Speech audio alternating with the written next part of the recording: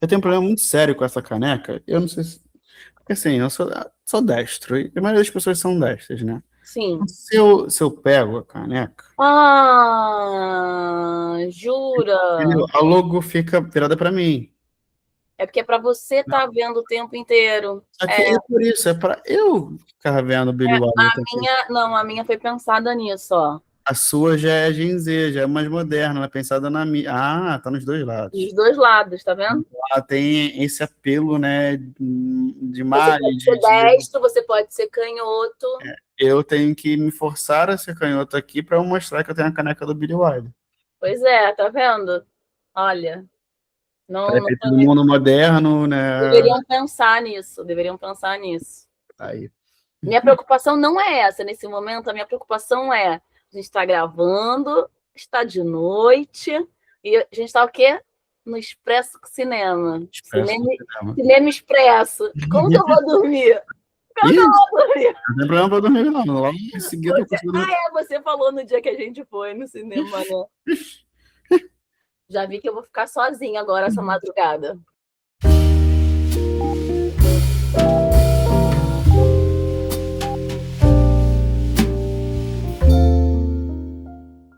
Vamos lá, isso é... Olá, né? Esse é o segundo episódio dessa conversa de cinema, regada a café, expressinho, pra gente sobreviver. Nós cogitamos aqui trocar de roupa para entender que a gente estava gravando num outro dia, mas não, estamos gravando no mesmo dia. No mesmo dia, abdicamos dessa magia do cinema, a gente poderia ter muito bem feito isso, mas não, a gente está gravando logo em seguida do primeiro episódio, numa sexta-feira, meia-noite, mas é isso aí. E hoje continuando, na verdade agora é hoje, porque já passamos de meia-noite, então... é verdade, já é dia 7. Então essa gravação no dia 7, a primeira foi feita no dia 6. É isso. E hoje nós vamos falar sobre os melodramas do Oscar, né? Esse é o fio que a gente utilizou para conectar Hamlet e Valor Sentimental, se bem que eu acho que os dois vão, por mais que eles se valem dessa estrutura de melodrama, eles se conectam também de outras formas nessa história, né? Sim. Mas me diz aí, vamos começar por Hamlet. Vamos começar com Hamlet?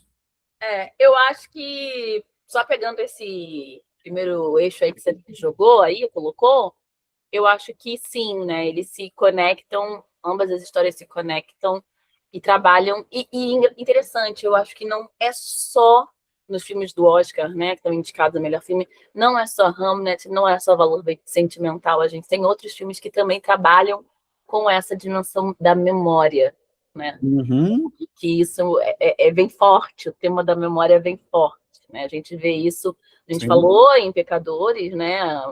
Quando a gente pensa essa tradição, memória sobre essa tradição, enfim, do blues e tudo mais. E a gente vê isso também, por exemplo, em Agente Secreto, que é muito bem trabalhado, né? E aí, enfim, vamos deixar... Nós teremos um episódio só para Agente Secreto. Eu amo Cleber Brasil. Vamos deixar falar, Mas eu acho que a memória, ela conecta esses dois filmes em alguma medida, né? A questão da memória, da presença, a memória como a presença de algo ausente, né? E aí, em Hamlet, como a gente falou, que a gente vai dar spoiler, né? É do filho que perde, aí tem uma questão também de elaboração de um trauma, que é o luto. O Hamlet a gente precisa avisar, porque tá no... na legenda, na tradução, né? do título do filme já é esse, né? E em Valor Sentimental a gente também tem essa questão da memória, de uma presença ausente, mas aí não através, né, da morte, mas a ausência paterna, a ausência do pai ali. Também através da morte, né? Mas a gente vai abordar o Valor Sentimental. Mas é justamente a elaboração de um luto, de uma perda, né? E aí, mas é uma outra perda, é uma perda que não é essa física, né? É da ausência ali e tudo mais. E como que se elaboram essas perdas, ou esses traumas, melhor dizendo, talvez, né? Como que esses traumas são elaborados de diferentes formas, mas, sobretudo, através da arte, né? Uhum. E aí eu acho que cada filme vai abordar isso de uma maneira, e a Sim. gente pode começar aqui falando com Hamlet, como você disse, né? Já deixa ali no texto, o título, que é próximo ao nome de uma das principais obras do Shakespeare, que é Hamlet. E na época havia essa possibilidade de escrita dos dois jeitos, né? Hamlet e Hamlet, eles eram lidos mais ou menos como homônimos ali, né? Um do outro. Uhum. E a história é um pouco isso, está contextualizada ali na era elisabetana, né, da Rainha Elizabeth, que é quando também Shakespeare começa a escrever e publicar seus textos, suas obras teatrais, enfim. E tem um ponto interessante do filme que eu acho que é justamente, apesar de trazer essa questão mais para o final, né, de Hamlet e de Shakespeare, a gente só escuta o nome Shakespeare no final do filme, Uhum. né? Durante toda a grande parte do filme ele é só tratado como Will e William, né? Não, acho que nem isso eu cito, acho que não falo nem o nome dele, não. Fala, ué. A Fala, chega Agnes chega fala. com a Will. A Agnes fala. Não sei se Aham, fala William, mas o Will ela fala, né? tá. Mas assim, o Shakespeare é só no final. Eu fiquei Sim. o tempo inteiro falando, mas cadê? Não vai falar, não fala nem dos pais, né? Nem da família. É só no final que aparece o nome Shakespeare, enfim.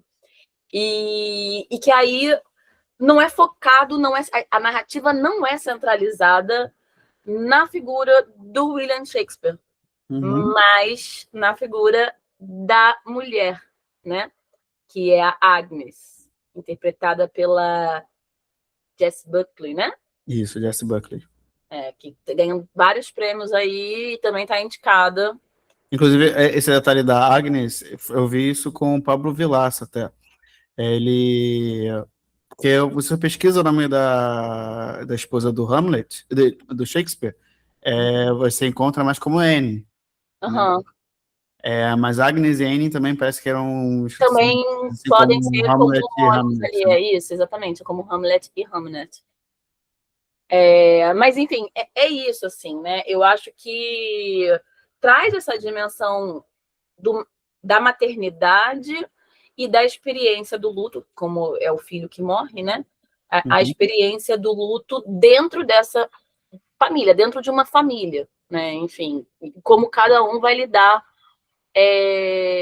com essa perda, né? E como vai lidar com a memória dessa ausência presente, né? E aí eu acho que isso é uma coisa interessante, porque mostra esse luto como processo. Eu acho que o filme ele encaminha um pouco para essa elaboração também desse luto, como cada personagem tenta ali elaborar esse luto, né?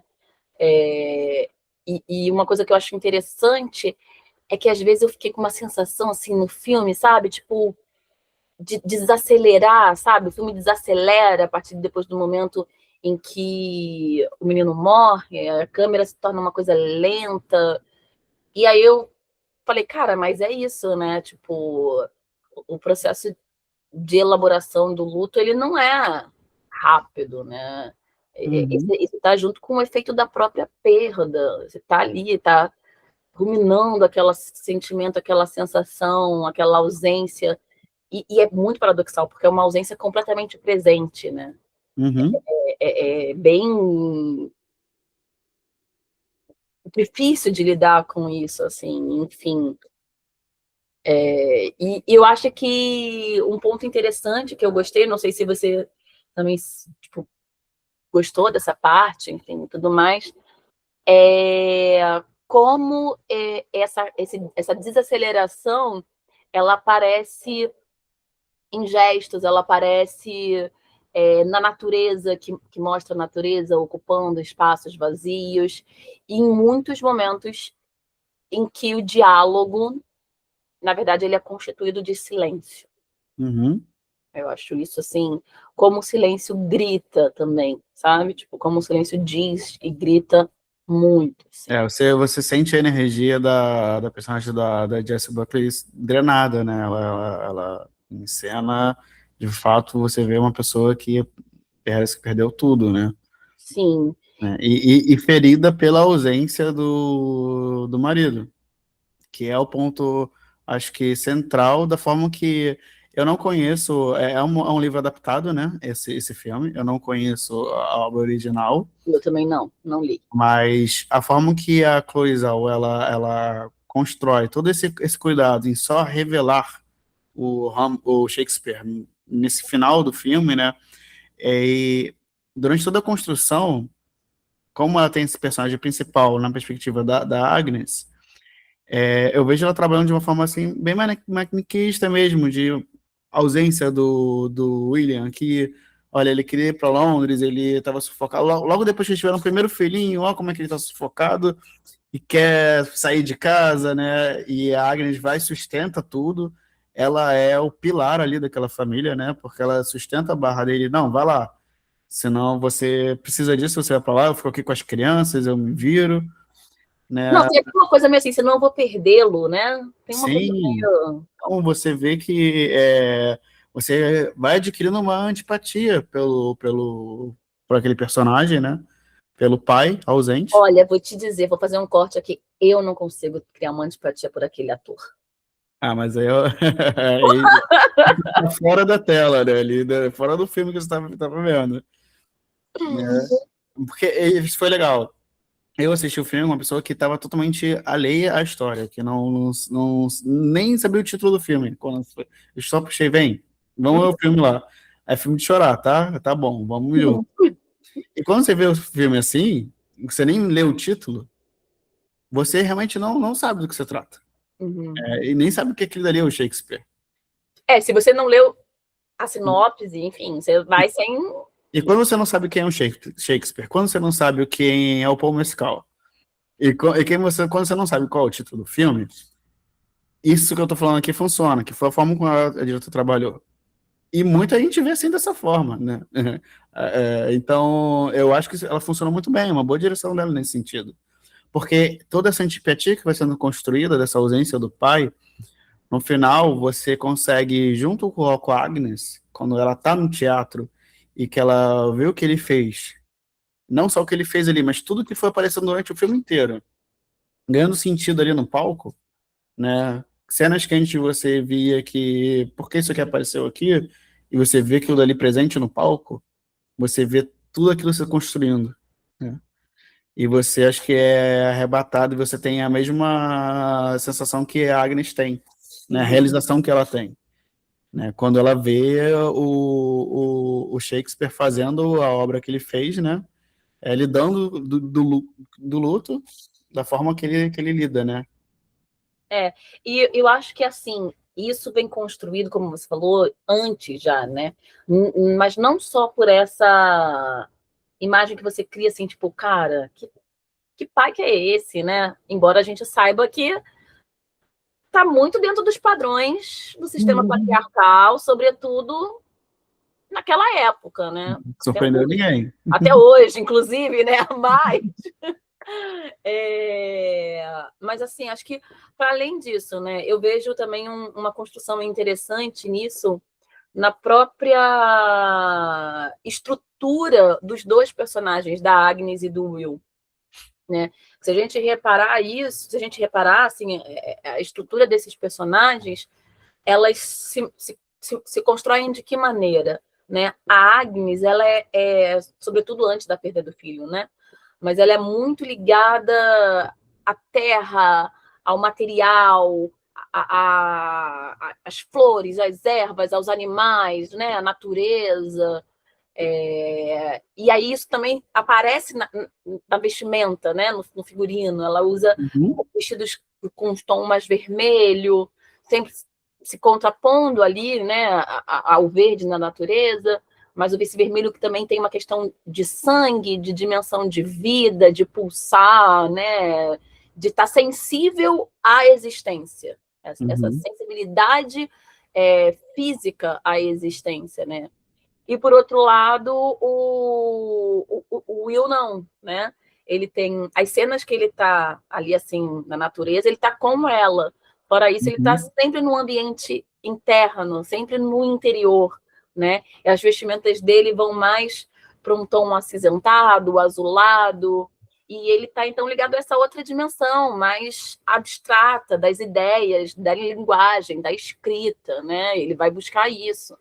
E eu acho que o filme ele constrói essa oposição simbólica entre os dois e ela vai aparecer no luto e no processo de elaboração do luto deles, né? Tipo, enquanto a Agnes sente, você sente fisicamente com ela a dor, né?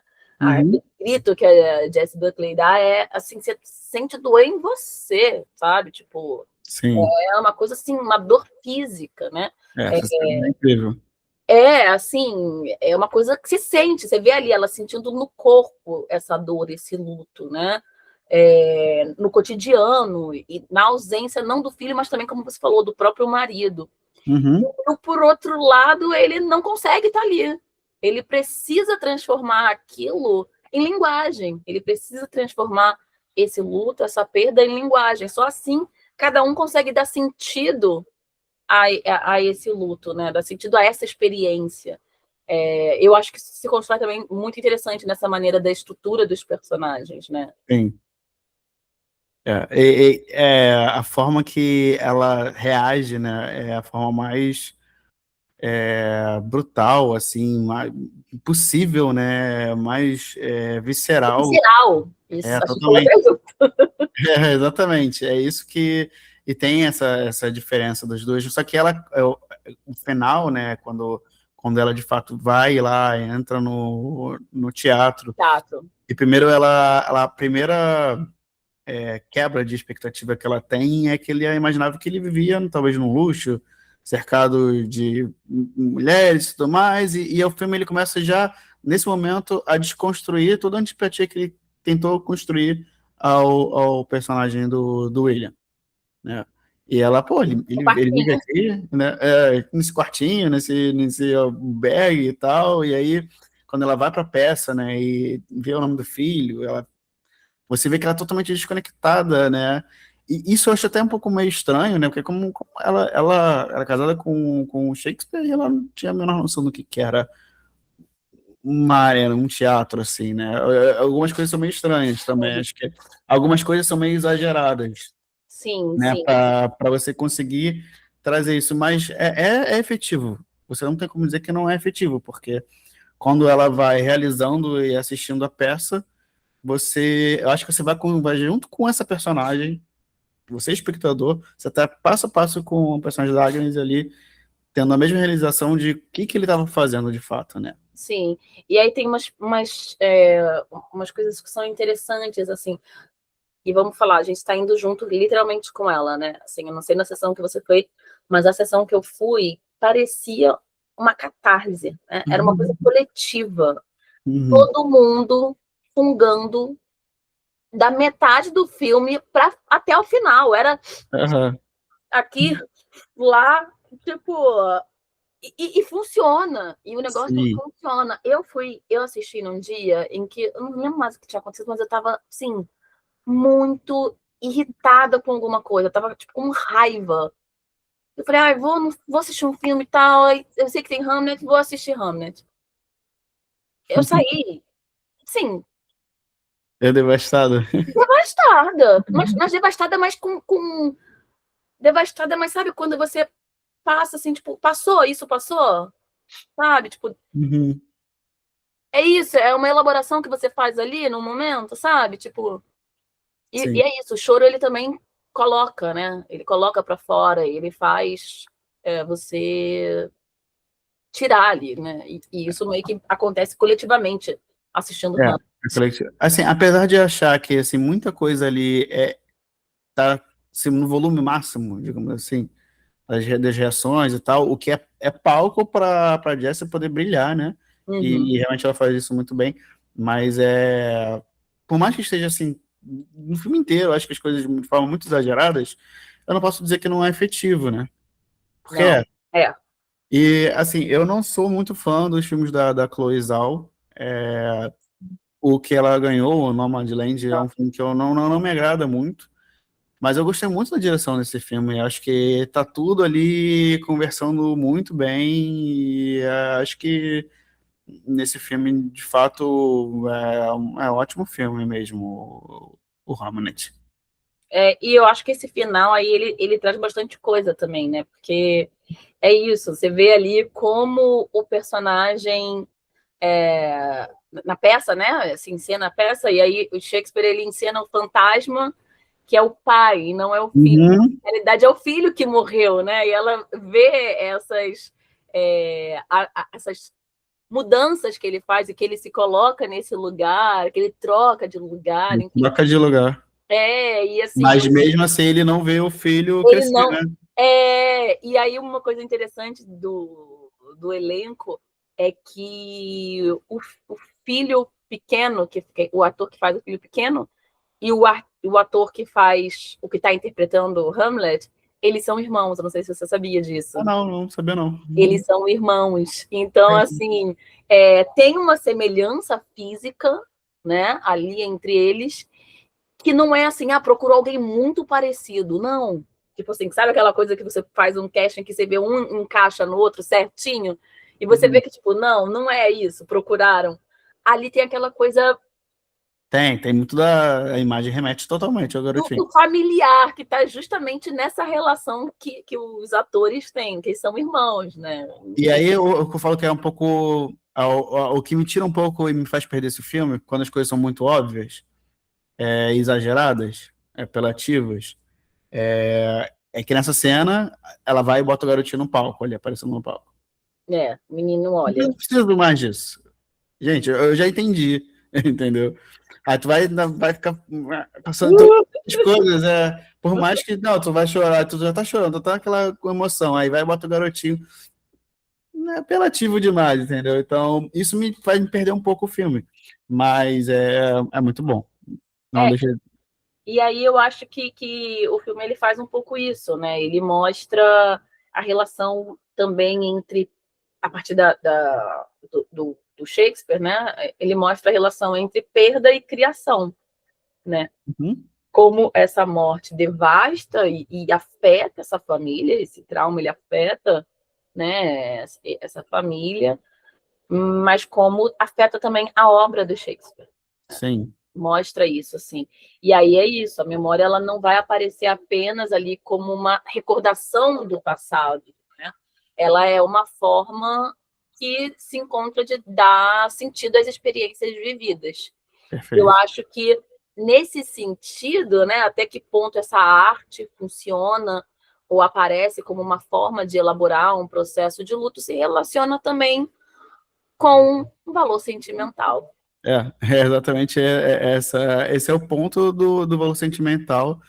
E quando você fala de trauma e memória, acho que o valor sentimental ele tem essa pegada do que o personagem do Stellan Skarsgård, eu não lembro o nome dos personagens ali, É o né? pai, vamos chamar de pai.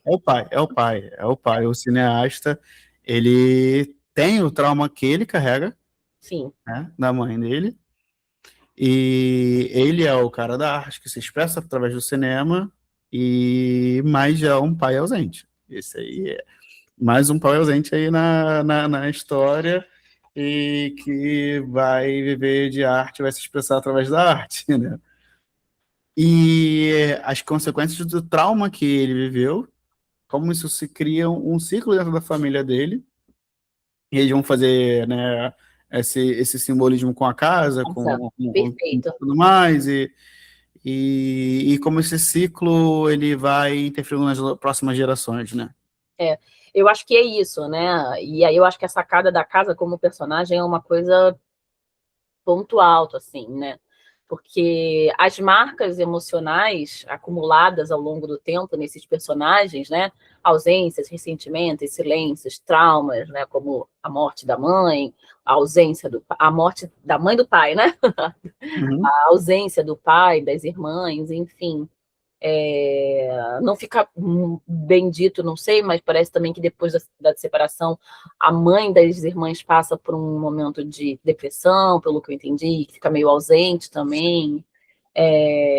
Mas como essas marcas emocionais acumuladas ao longo do tempo, elas se materializam na casa, que é Sim. quem presencia, né? Quem está sempre presente nessas relações geracionais e nesses traumas geracionais, assim. E acho que a marca tá tão forte ali na casa, porque no final do filme a gente tem uma resolução que depois a gente pode abordar melhor, mas quando eles começam, após essa resolução, quando eles começam a de fato fazer o filme, ele não tá filmando na casa. Não, Ele pretendia filmar naquela casa, mas ele não consegue. É a única coisa que ele não consegue o que ele queria.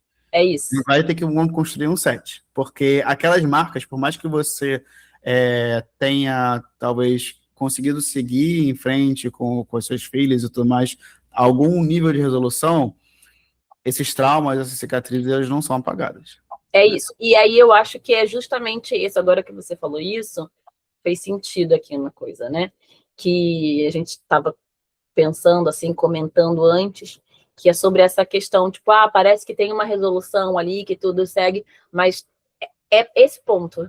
Como a casa não é utilizada como cenário, como a personagem ali, é porque é isso, né? Tem marcas que não são apagadas. Tem Sim. experiências do passado que, apesar de elaboradas ou não, ou mal elaboradas, mas enfim, existem algumas experiências do passado que continuam vivendo dentro das relações, dentro das pessoas, né? Que deixam marcas, que é isso. Você vai ali, coloca um band-aidzinho, mas a marca vai estar ali. Você tirou, tem uma marca ali, ficou. Né? E aparece fisicamente na casa, na imagem da Sim. rachadura, né? Logo no Rachadura. tudo mais. O que eu acho exagerado já. Você já acha muito. É demais. Inclusive, eu acho que esse filme também tem os mesmos problemas que o Valor Sentimento, que o Hamlet. Eu acho que ele tem alguns planos, assim, clichês de mostrar que os personagens estão deprimidos, ou estão numa bad, ou o pai alcoólatra, vai beber do lado de fora do jardinzinho e vai parar no hospital. Então, assim como eu acho, tipo, tem uma rachadura, de fato, uma rachadura, Uma rachadura, rachadura, rachadura. achei demais. Ali eu achei demais. Os desgastes da casa naturais já poderiam dizer isso, entendeu? E nem precisava ter tanto assim, né? Porque eu acho que é isso, o desgaste, os problemas, eles vão se instalando nos espaços, mas não só nos espaços, não só na casa, eles transbordam, né? Para relações, para gestos, para a vida cotidiana, para forma como essas pessoas lidam com os seus traumas e como se moldam ou como configuram a sua subjetividade e passa a direcionar escolhas e seus afetos, né?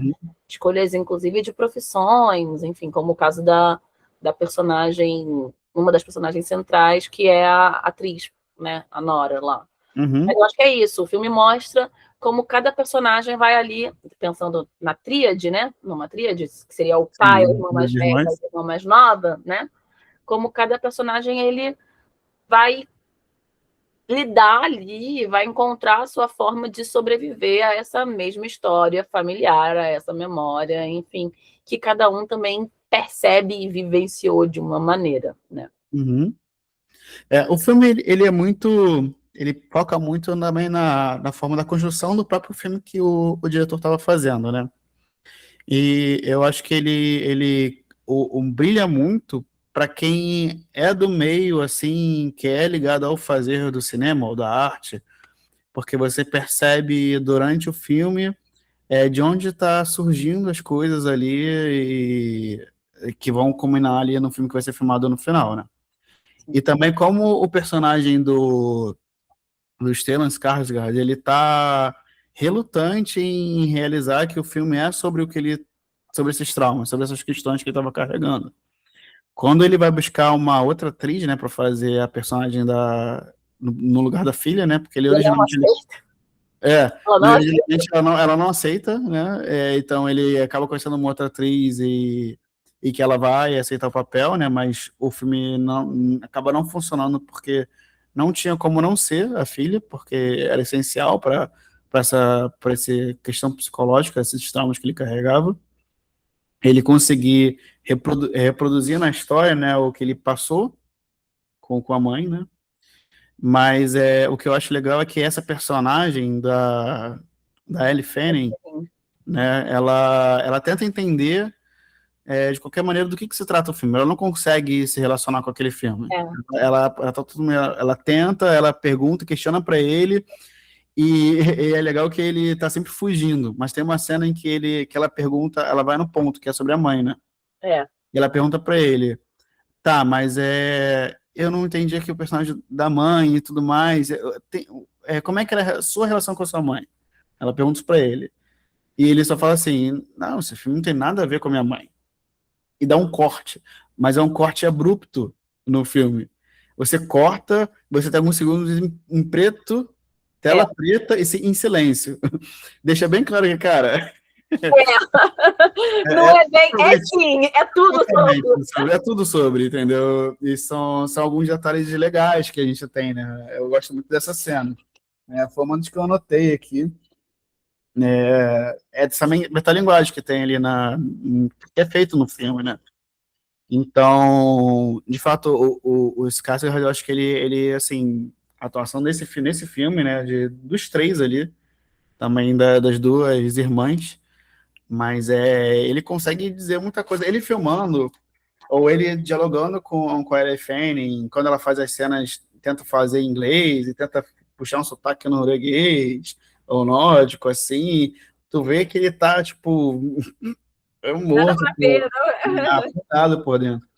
Mas quando o filme ele vai para esse lado, né, do fazer do cinema, digamos assim, né, como é trabalhado o trauma e transformado em arte, poder dialogar e falar muito mais do que você conseguiria se expressar, né, talvez de forma escrita, de forma falada, verbalizada, como ele consegue se transportar isso para a arte, né? Eu acho que quem da área assim da arte, ela consegue se conectar muito mais nesse filme. Sim. Né? Porque eu acho que é isso. Do Hamlet. Não, então, eu acho que é justamente por isso, porque o filme mostra como eles vão estar lidando com esse trauma e como cada um tenta seguir a vida ali, né? E ele tenta reorganizar a relação dele com a família ali no momento mais final, né? Através do próprio cinema, através da arte. Né? Então, essa criação artística, ela parece ele tentando voltar ao passado, mas não no sentido de reviver, né? Mas de repensar e lidar com as questões e pensar novas possibilidades a partir daquele momento. É diferente da forma como as filhas, né, elas lidam com essa herança emocional. E aí o interessante é que as duas irmãs lidam também de maneira diferente. Não só diferente do pai, mas diferente entre elas, né? As duas vivem, elas têm uma idade próxima, né? Uma é mais velha, a outra é mais nova, mas não tem uma distância muito grande. Então, as duas passam pelos mesmos problemas, lidam com as mesmas questões, que são as brigas constantes dos pais, a separação, a ausência do pai, a questão da depressão da mãe, a ausência da mãe nesse momento ali pós-depressão, enfim, tudo mais. Só que elas ocupam posições diferentes dentro dessa dinâmica e dentro desse cenário, né? E isso eu acho que é mostrado muito bem, sobretudo no diálogo bem sincero entre as duas que tem. Essa cena é maravilhosa. Essa cena é incrível. Mas aparece também em cada personagem. E como cada pessoa... Porque depois eu acho que é isso. Mostra as personagens e no final tem aquele diálogo ali entre elas que esclarece o porquê da diferença entre essas irmãs, né? A mais velha, que é a Nora, ela fica ali, né? Começa ali o filme com ela, enfim, ela se torna uma atriz e ela tem meio que ela encontra, eu acho que a sobrevivência na contenção, sabe? A sobrevivência dos traumas, enfim, um pouco que na contenção. Então, ela mede palavras, ela regula gestos, ela tem dificuldade em subir no palco, né? Isso fica claro logo no início, assim, ela não consegue, mas ao mesmo tempo, quando ela entra ali, ela ela passa, né? Ela habita outras histórias, ela passa a habitar outras histórias, e isso é uma forma também de manter uma certa distância da própria experiência vivida por ela, assim, sabe? Então, a personagem dela tem isso, da atriz que a vida, né, e os traumas da vida exigem dela essa representação emocional controlada que se distancia, por exemplo, de relações afetivas. A gente vê isso, né? Se distancia das relações afetivas ali, assim. Mas não é uma frieza da personagem. Você vê que não é uma frieza dela, né? Distanciamento é a maneira como ela encontra de administrar, e administrar tudo que ela teve que lidar. Não só Vendo os pais, né? não só a relação dos pais, não só a ausência, né, do pai, a ausência da mãe num momento de depressão, mas o próprio, e aí aparece depois no diálogo delas, né? Mas o próprio papel que ela assumiu quando criança nesse momento, né? Que foi um papel de presença e de cuidado com a família. Apesar dessas turbulências, apesar da instabilidade, ela se torna, e a irmã, e no diálogo depois a irmã mais nova deixa isso claro, né? Ela se torna esse ponto de estabilidade que vai sustentar a irmã, no caso ali, né? Mesmo ainda sendo criança. Então, a irmã mais nova, que agora eu esqueci o nome, ela vai ser atravessada pelas experiências que acontecem também, e que a irmã mais velha ali, a Nora, tem também, né? O que está acontecendo para as duas. Mas enquanto a Nora, que é a mais velha, desempenha esse papel de sustentação, a mais nova vai encontrar nesse vínculo fraterno uma forma de amparo. E aí isso fica, eu acho que assim, descrito belamente naquele diálogo entre elas duas, né? Sim. Não, isso é verdade. Eu acho que o que resume, assim, esses dois filmes, de uma maneira, assim, é um disclaimer, tá? Claro que não é só isso que eu vou falar, mas arte é a terapia do rico, né? Essa é a verdade. Vamos ser sinceros aqui. A arte é a terapia do rico, é isso aí. Quem faz cinema faz porque não quer ir para terapia. Mas quando você teve a ideia de a gente fazer essa conversa, eu pensei nesse formato aqui, tipo, de ligação, né, de call, vendo os vídeos do Calma Urgente. E depois eu fui acabar vendo que o Paulo Vilaça com um outro crítico, eu não lembro quem, eles também fizeram uma série desse, eu acho que é também de uma conversa assim, desse gênero, assim, né? E em um desses vídeos, assim, quando eu assisti esse filme, Valor Sentimental, e o Hamnet, nos dois eu lembrei de um vídeo que tem, famoso, do Spielberg, não sei se você já viu esse vídeo. É um corte que ficou famoso, né? E eu citei os vídeos do Pablo Vilaça porque ele teve a mesma conexão que eu tive quando eu pensei sobre isso, sobre esses filmes, sobre esse vídeo. Ele lembrou do mesmo vídeo que eu lembrei do Spielberg. Aí quando eu fui assistir o vídeo dele falando sobre o Hamnet, ou foi o Valor Sentimental, foi um dos dois, o Hamnet ou o Valor Sentimental, ele vai e fala desse vídeo que eu vou falar também. Eu falei, caraca. Menino, mas qual que é o vídeo? Não, tá, o vídeo é o seguinte, ficou muito famoso, é um corte de uma entrevista do Spielberg, e o entrevistador, você já viu os Fabelmans? Que conta um pouco, é quase que uma autobiografia do Spielberg. Não lembro. Acho Tá, que então, para contextualizar, a mãe do Spielberg ela era uma mulher assim, da dança, da arte. E o pai do Spielberg era um engenheiro, um cara mais da ciência e tal, e eles tinham problemas no casamento, problemas de comunicação e tudo mais. Né, Spielberg cresceu nesse lar. Só que eles se comunicavam, digamos que uma coisa que conectava eles era a música. E esse entrevistador, ele chega para o Spielberg e fala assim, ele contextualiza um pouco brevemente sobre os pais, né, do Spielberg, e ele pergunta assim, no filme do Contatos Imediatos de Terceiro Grau, quando você tem os alienígenas e os humanos, e eles não têm a mesma língua, né, você estabelece isso no filme, a única forma que eles conseguem se comunicar é através da música, né, também, igual aos seus pais. Foi daí que você tirou isso e tal? Cara, a realização, a cara do Spielberg é muito parecido com o que você faz também. Ele para assim e ele. Você tá certo. Você tá certo. E é tão incrível que ele agradece ao cara, o entrevistador. O Spielberg chega, cara, obrigado por isso. É exatamente isso. Eu nunca me toquei, mas é exatamente isso que estava acontecendo ali. É como eu via no meu lar, duas pessoas de mundos tão diferentes se comunicando, e eu acabei botando isso num filme de alienígenas com os humanos e eu não me tocava nisso. Tudo porque terapia, a arte é terapia, gente. Então, mas eu vou te dizer agora rapidinho, sim.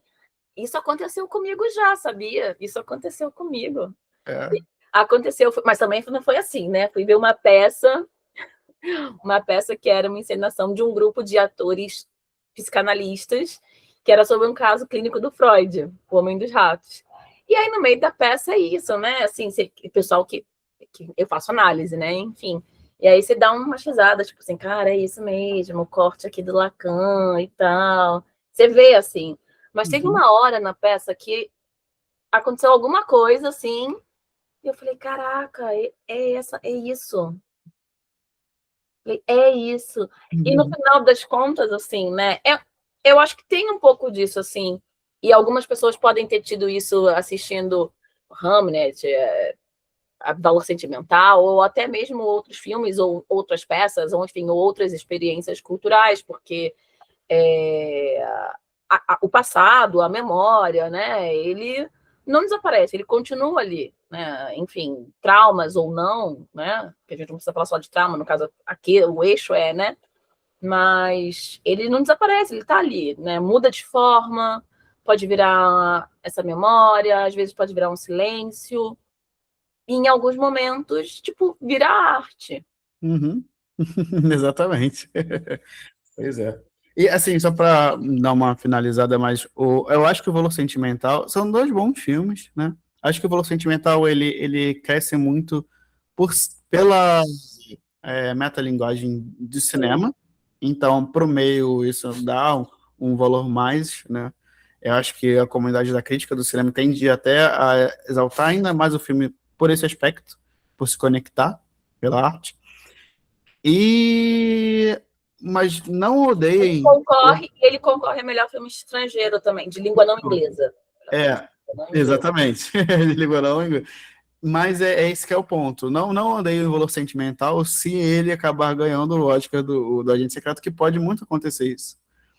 E, infelizmente, ano passado, com o Ainda Estou Aqui, a gente chega ao final da corrida, né, da campanha do Oscar, muito à frente do que seria o. A gente já até esqueci o nome do filme, aquele filme horrível. Ai, caraca, esqueci o nome. Qual? O filme que a gente ganhou. Durante a competição, durante toda a corrida do Oscar, esse filme era o favorito, ganhando todos os prêmios. A Nora? Não, o de internacional, que é o musical, Ah, do esqueci. cartel, do traficante Calma, é...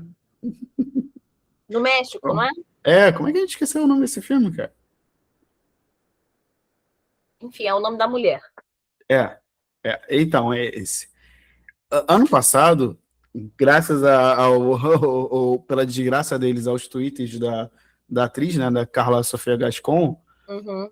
eles enterraram as chances desse filme ganhar um Oscar, né? E aí o Andy colocou aqui que não era o favorito, que passou a ser favorito apenas depois disso. A Sim. gente chegou no final da reta muito favorito. E se concretizou. Dessa vez, foi o contrário. Durante os circuitos, as competições, o Ainda Estou Aqui, o Agente Secreto, ele começa muito acima do valor sentimental, Sim. mas o valor sentimental ele ganha um momento agora, depois vindo do BAFTA, e eu acho que tem uma boa possibilidade do valor sentimental, que está indicado também em várias categorias.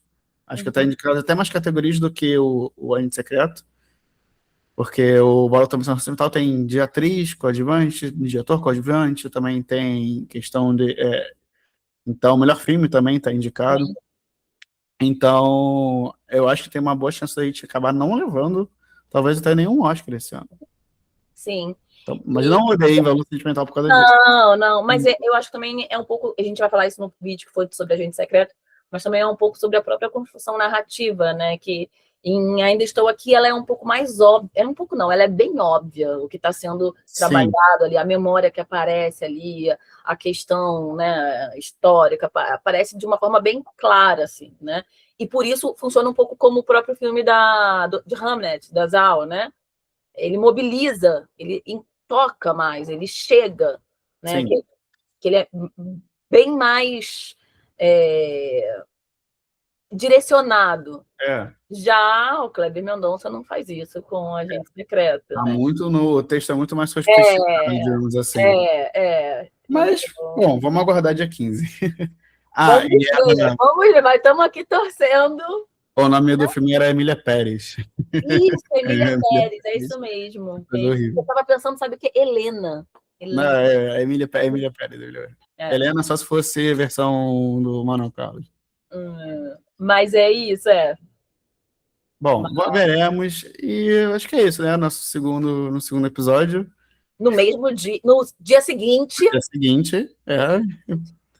Então, encerramos por aqui. Ainda temos mais 2, em que a gente vai tratar agora sobre os filmes sobre os Estados Unidos.